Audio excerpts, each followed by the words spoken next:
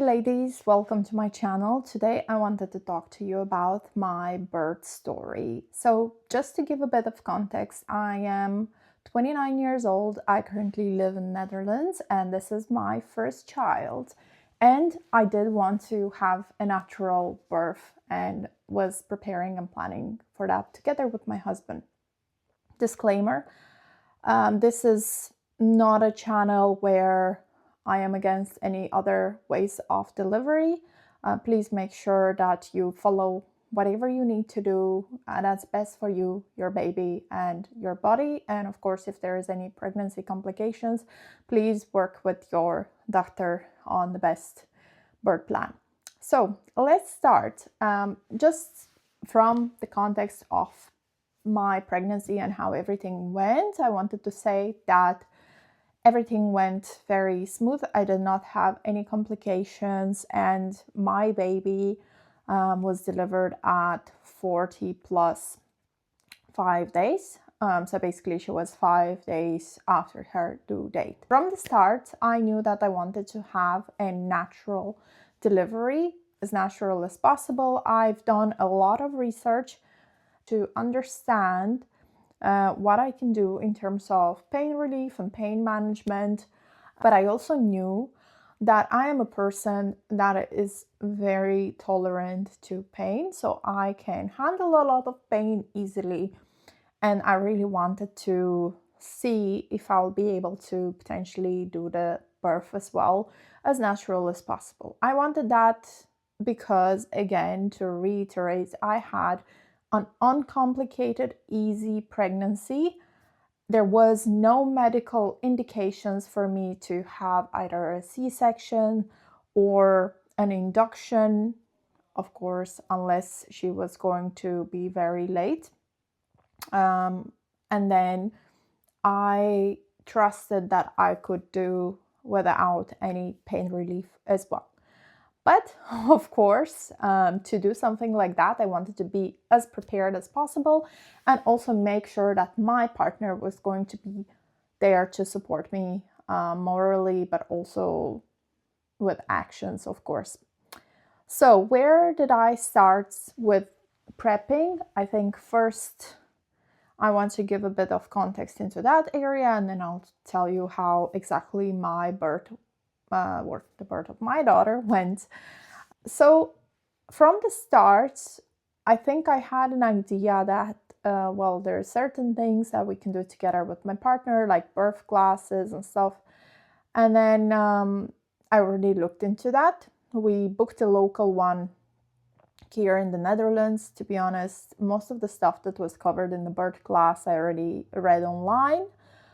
And then I think it was good for my husband to just understand how exactly he can support me through certain exercises that they provided, like the back pressure and everything. And also, I just really wanted him to understand what happens in the process of birth, because already I've watched a lot of videos myself, videos like this where people talk about their positive birth stories, but I also watched a lot of negative birth story videos just so I'm prepared for all case scenarios. And yeah, I made sure to show him as well some of these videos, but I think covered in a class by someone else, it helped him maybe keep that information and process it better than if I were to tell him, because I think it does work like that. If there is like a teacher or someone that you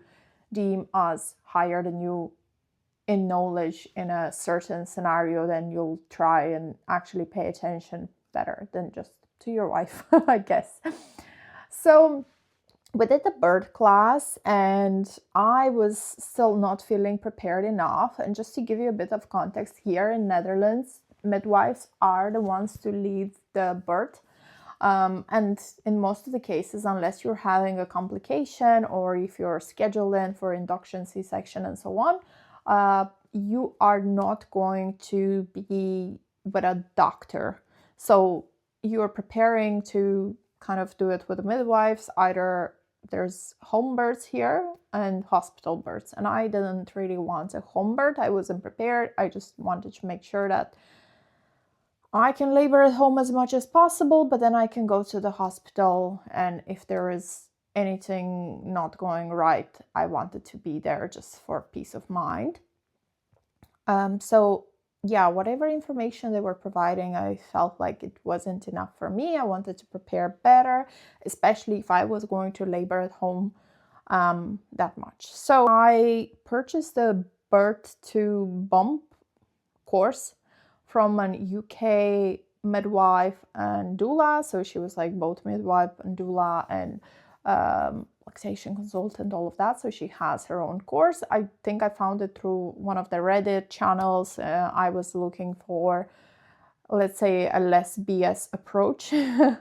And honestly, that covered so much, from like birth to how the partners can support both in pregnancy, during the delivery, and postpartum. There were cheat sheets.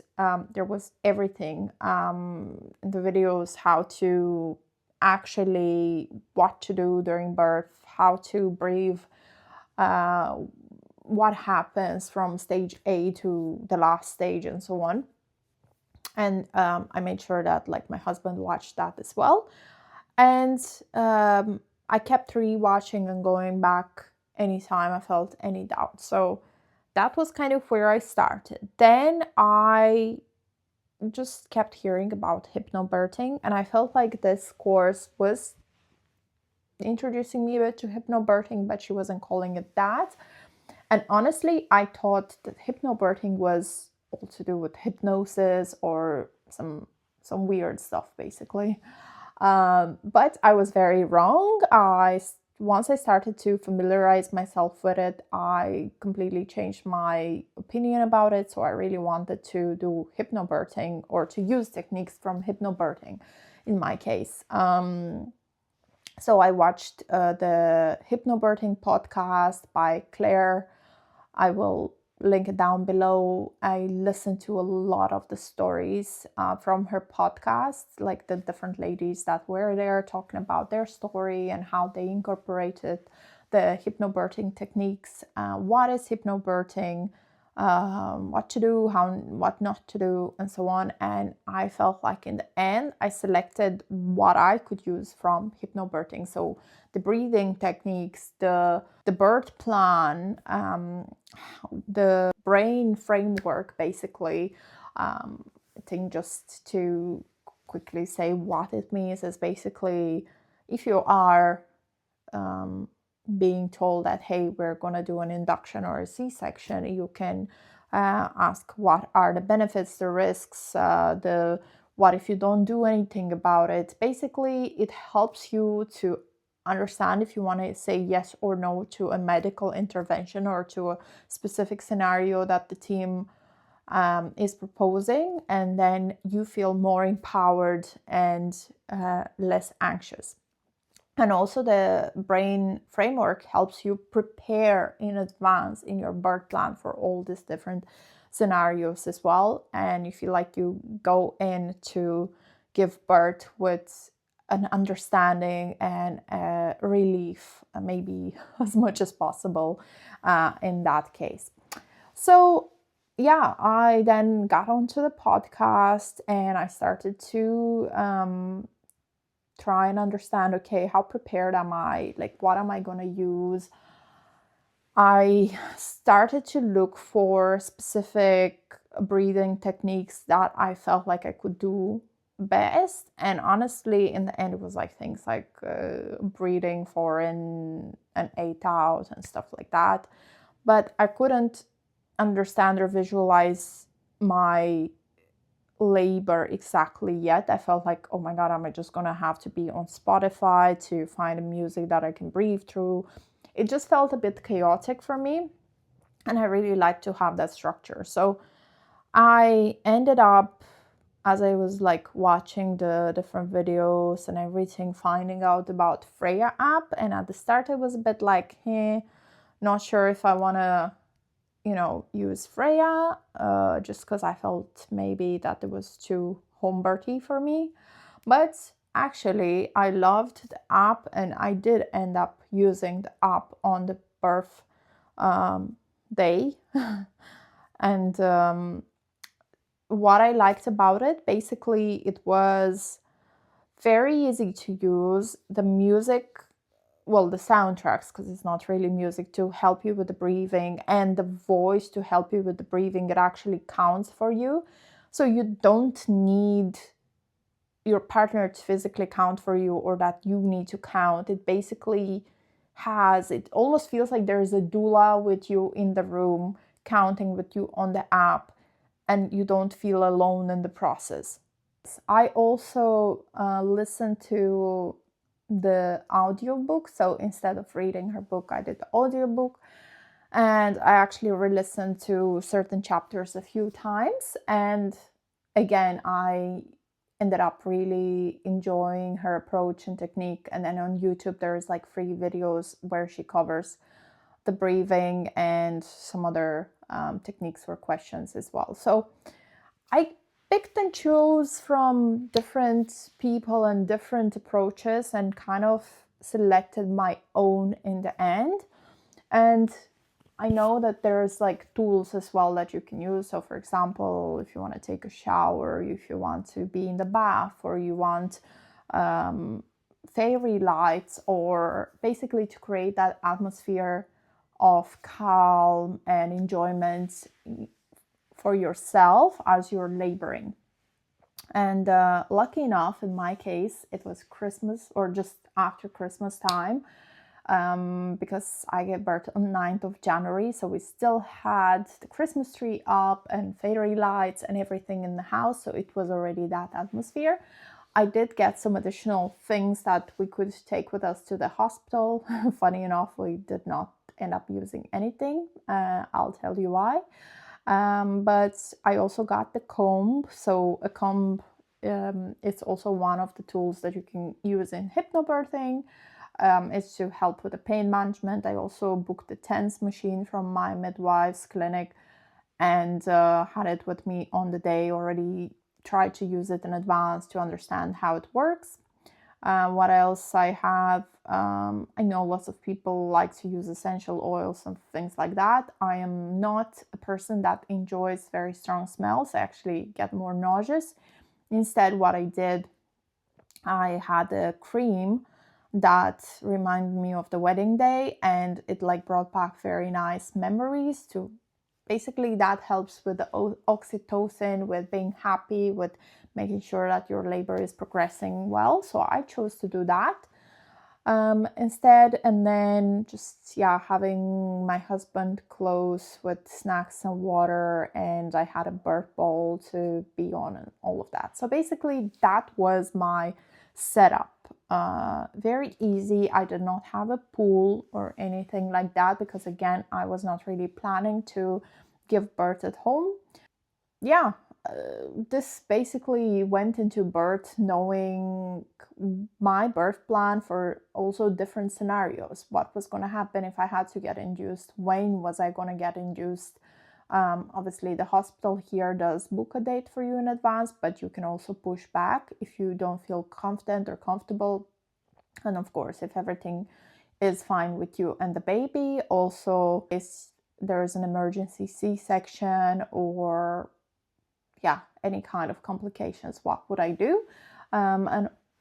Just on the actual delivery day, made sure that we have discussed all the things that can go wrong, what we do, what if the baby has to go to NICU, who is going to go with the baby, who's going to stay, what's going to happen, etc., etc.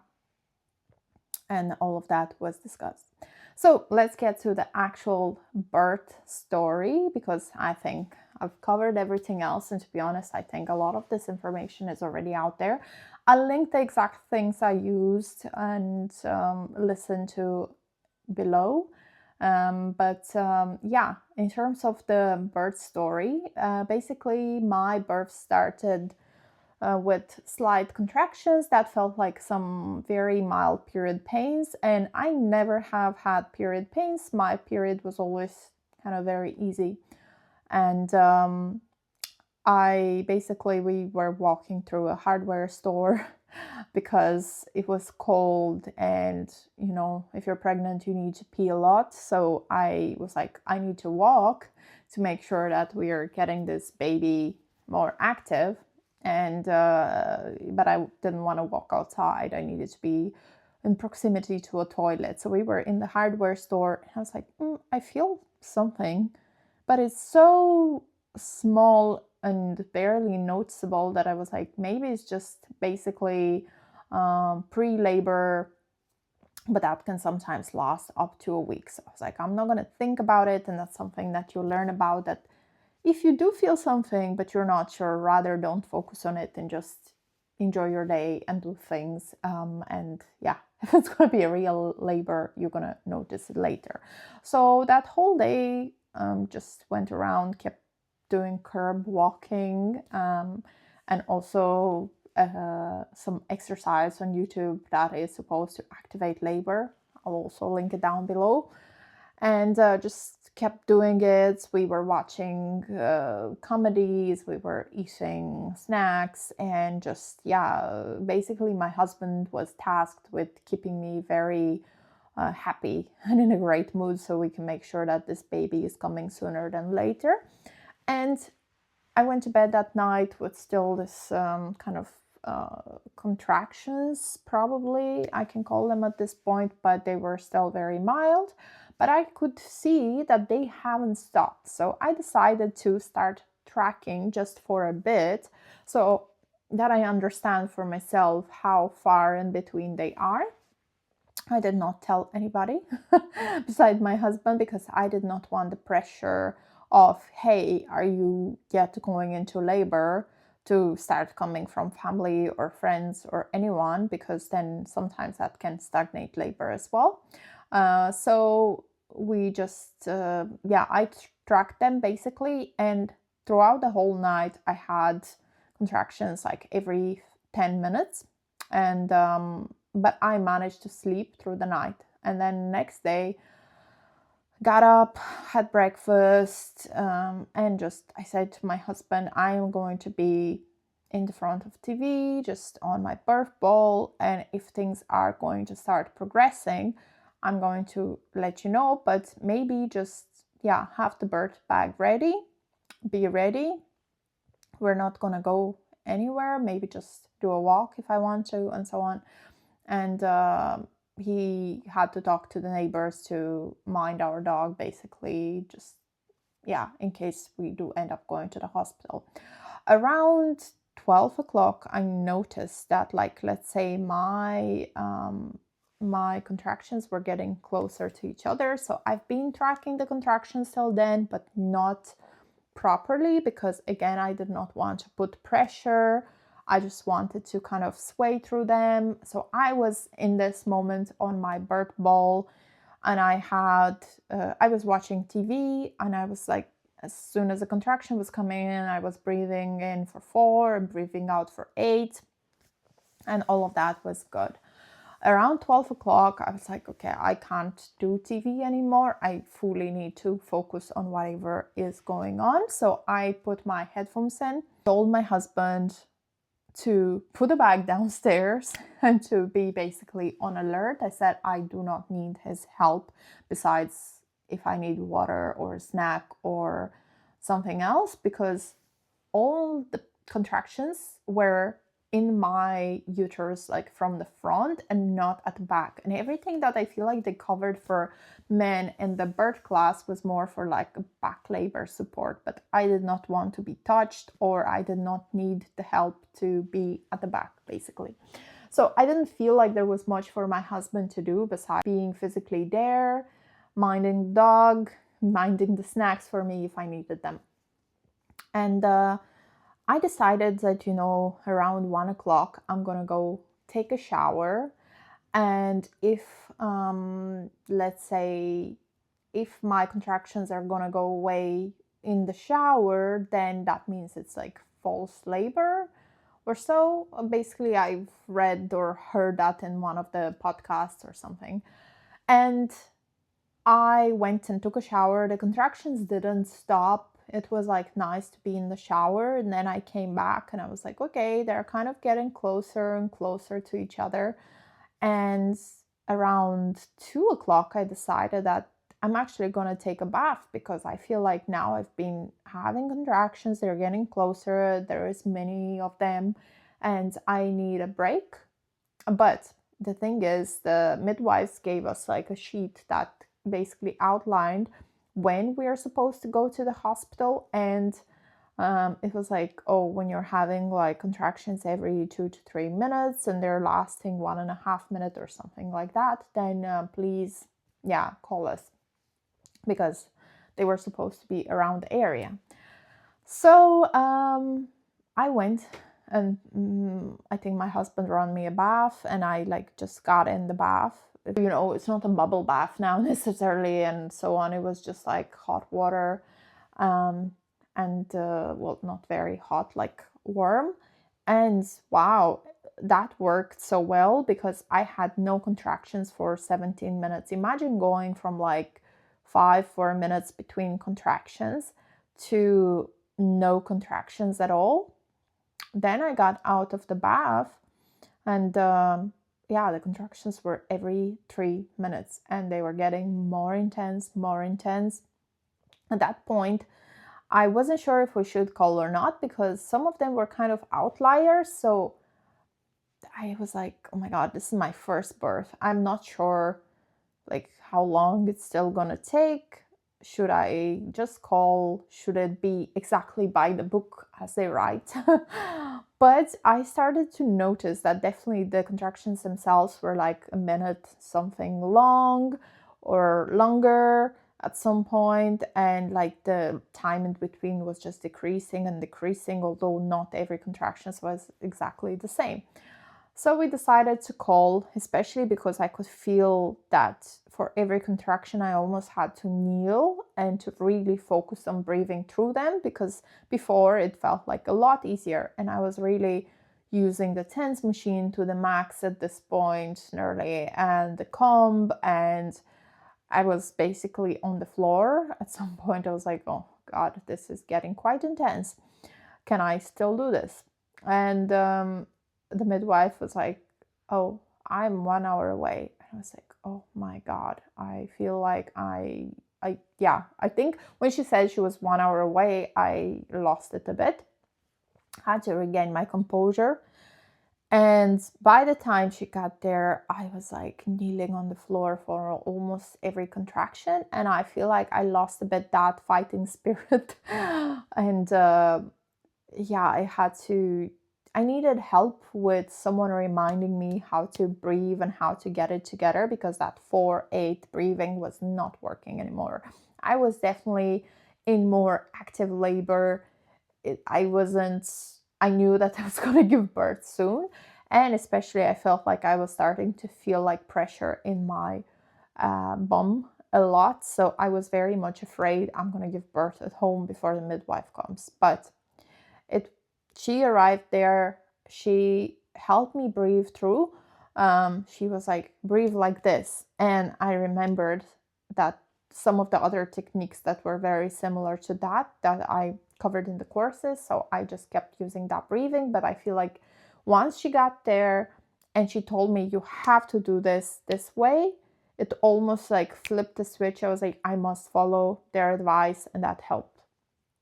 And she checked me. I was 5.5 centimeters dilated, and she was like, but you look very like thin, so I think you're gonna dilate quite quickly from this.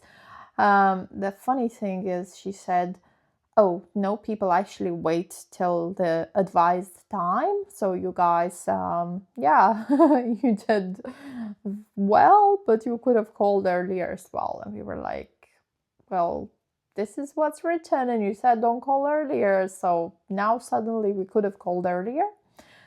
Anyways, it was a day where there was still snow on the car. We had to get in everything in the car, clean the snow.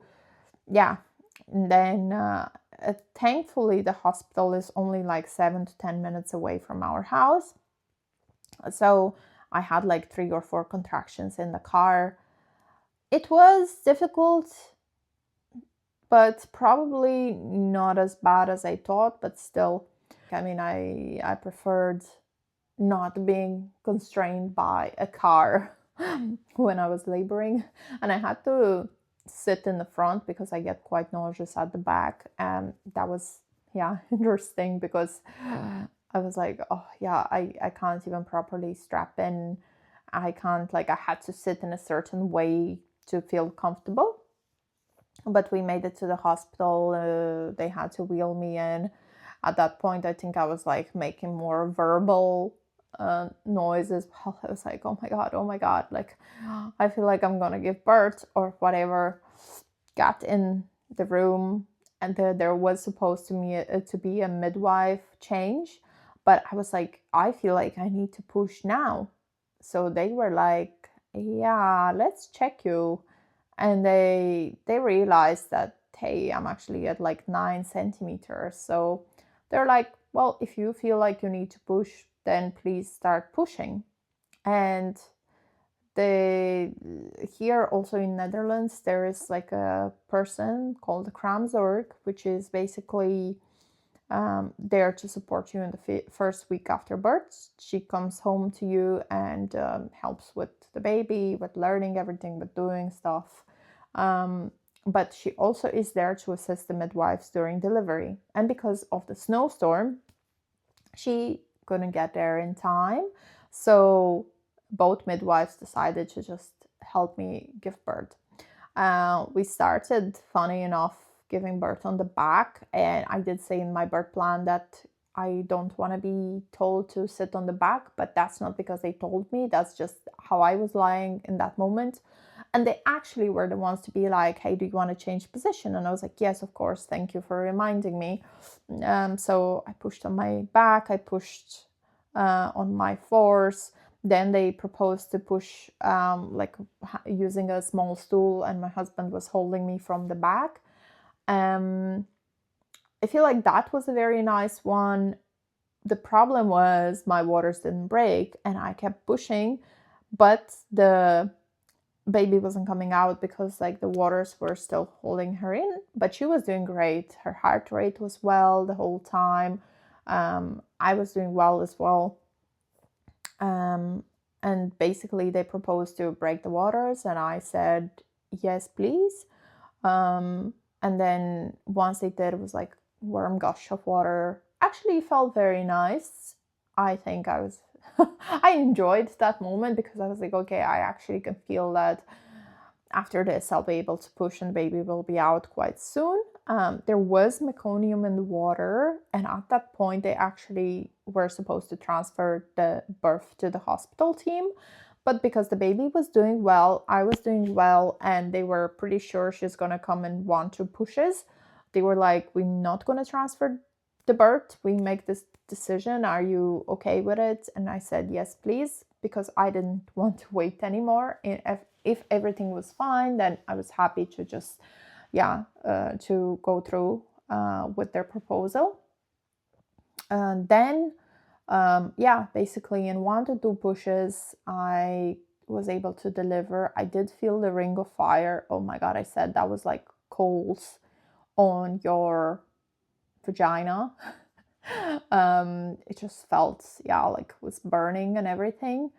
But for me, the worst was not the ring of fire. It was just like feeling that, like there's something that needs to come out, and you're just, first you weren't allowed yet to push because it was still early, and then once you start pushing, it's just need to get it right. And I feel like at least I knew with the ring of fire that, hey, I am at that stage where I can push and make sure that the baby is going to come out. So I feel like it helped me mentally. At this point, I was still using my comb, and I was using my TENS machine. I feel like I was like, I just want them on me. And of course, there was not even time to do epidural, even if I wanted, because I got there and I had to push. Then I pushed 1-2 times. The baby came out. She was crying and everything was good. I think, then as soon as they had her on me, it felt like so much relief. We got to do like golden hour, both me and my husband. Got to put her to the breast and everything. And at that point, the Kramzorg lady came in and she was tasked with helping me and the baby basically latch. And yeah, I was very happy with how everything went. Funny enough, there was no time to set up the room and the atmosphere to be that magical moment in the birth room, because the magical moment and the birthing was done at home. Like the whole labor process was at home. Literally, we got to the hospital and it was just like, get this baby out. I also had like a very cute outfit picked. Yeah, no, I just arrived there in like looking a bit homeless, basically. Some t-shirt I was wearing through the house and socks, and yeah, I did not care in the moment at all. Most important was baby was healthy, I was good, and I had multiple minor so I had level 2 tears. And yeah, basically this is my birth story. I am very happy I got the positive natural birth story I was hoping for. Again, I think having prepared in advance helped me be in the correct mental state to be able to do this on my own until the midwife arrived. And I was very happy that the midwives got to honor the birth plan as much as possible.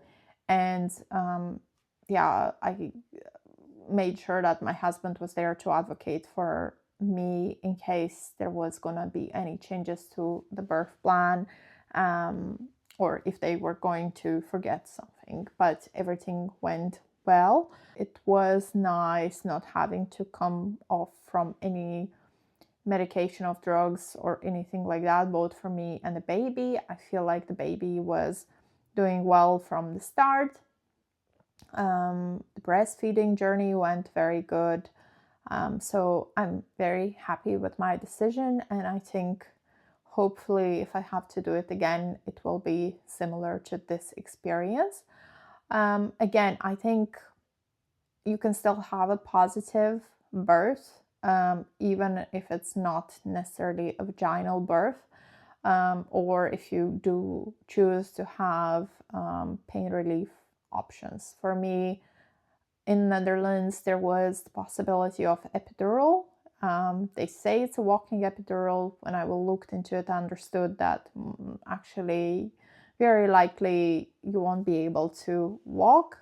I wanted to be able to move and do things if I had to. And then there's no gas and air. I know there was a lot of people from UK that mentioned the possibility of gas and air. There is no such thing here in the Netherlands, but there was like a drug that you can get.